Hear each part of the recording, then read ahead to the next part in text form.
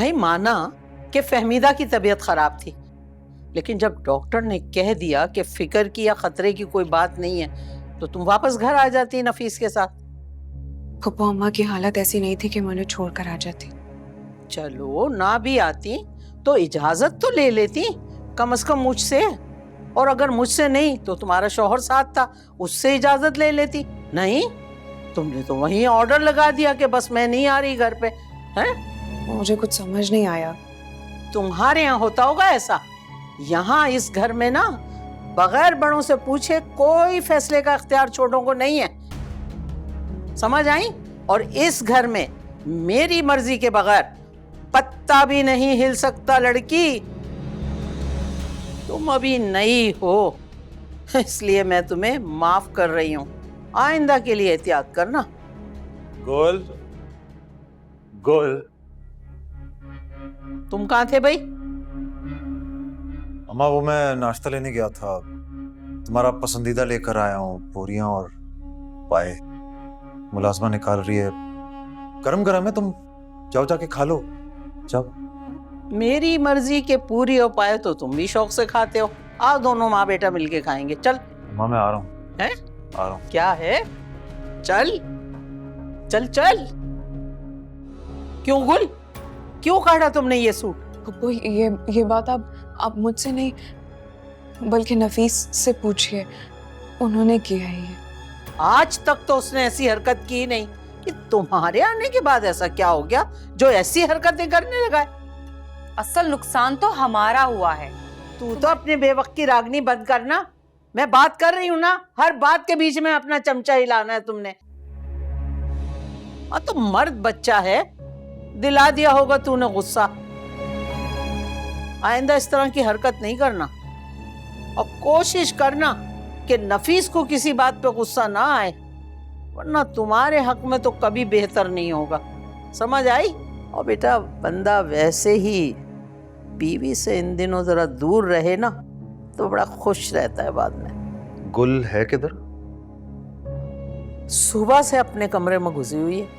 वो जो सूट काटा था तूने ना, उसका शौक मना रही है। जी वो बस मुझसे बहस कर रही थी कि मैं रेड के अलावा कोई और कलर पहन लूं तो। शाबाश, सही जा रहा है तू। हाँ, ऐसे ही बीवियों को ना खींच के रखना चाहिए, फिर सारी जिंदगी जो है ना आराम से गुजरती है। ओ भाई वाह वाह, शुक्र है तुम्हें भी अपने हुजरे से निकलने की तौफीक हुई, वो भी शौहर के आने पर। हम चले अम्मा के घर? अरे ऐसे कैसे चले? अभी तो अपनी माँ की गोद से निकल के आई हो। 2-4 महीने इस घर में दिल लगाओ, फिर चली जाना। आप तो चल रहे हैं ना नफीस? फिर कभी चले जाएंगे। मैं अकेली चली जाती हूँ। तू जा उसके पीछे जा, हवा बन के चली गई है वो, खुद ही अकेले मेकअप पहुंच जाएगी। ठीक है बेटा, ये जो गई है ना कड़के, आजा वापस। देखना तुम्हें बताती हूँ, मेरा नाम भी रजिया नहीं है। ये वक्त है आने का घर में, देखा है क्या टाइम हुआ है?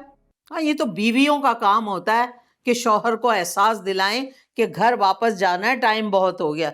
मगर यहाँ किसी को कोई परवाह ही नहीं है। रुको, अरे तुझसे नहीं कह रही हूँ, इससे कह रही हूँ। देख कैसे घूरता है, मुझे घूरने का अंदाज बदल गया। जा। जी फूफो। देख बेटा, पैरों में शदीद दर्द है और किसी को तौफीक भी नहीं होती है मेरे पैर दबा दे। अब तुम आ गई हो ना, तो ये ड्यूटी तुम ले लो, बस मेरे पैर दबा दिया करो। देखो, सास की खिदमत ना माँ से भी अफजल होती है। बस मेरा बच्चा पैर दबा दो, बड़ा दर्द है। ऐसे क्या देख रही हो? मैंने तुम्हें खुदकश हमले का तो नहीं कह दिया, पैर दबाने को ही कहा है। अपनी माँ के पैर नहीं दबाती थी, हमारे भी दबा दो। दबाती थी फूफो, लेकिन कभी कभी। तो कितनी हुज्जत कर रही हो। अरे पैर दबाने को ही कहा है, कौन सा तुम्हारी शान में गुस्ताखी हो जाएगी। लो फूफो मैंने मना नहीं किया, मैं दबा देती हूँ। फिर शक्ल क्या देख रही है, दबा पैर।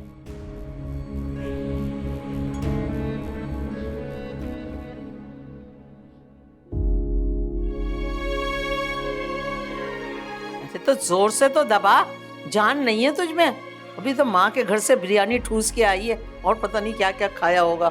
दबा। अब ठीक है? मजलूम ना बन खामखा में। आप जाओ, मैं अम्मा के पाँव दबा देता हूँ। जा भाई, मेरा बाप आ गया। जा मासूम हसीना। लिखा क्या था उस मुँह कार्ड पे? कुछ नहीं लिखा था, बस यही कि एक दोस्त दूसरे दोस्त को तोहफा दे रहा है।